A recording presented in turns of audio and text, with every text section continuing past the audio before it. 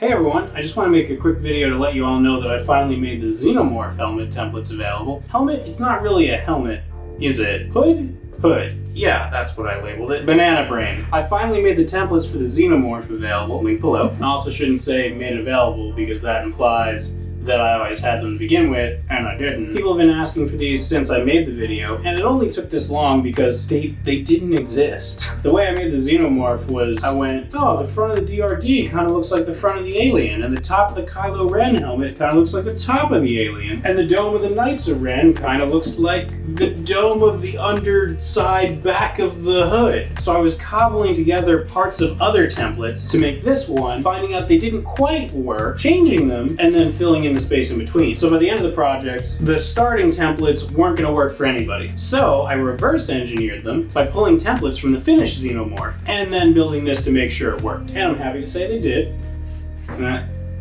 What do you do? Just cut to the beauty shots. I'm thrilled with how these templates came out. They took about a day to make, but this hood itself went together in like an hour. Although, spend longer than an hour on it. Like 2 or 3. Because when you throw something together in an hour, you get mistakes. See that? You see that seam? That was the very last seam, and I messed it up. So now I gotta do a ridiculous amount of filling and sanding just to fix the William Jakespeare. Make the mistakes so you don't have to. Oh, also, I just came up with this right now. On my first Xenomorph, I just had the jaw kind of stuck in here, and it hinges by stretching, which is...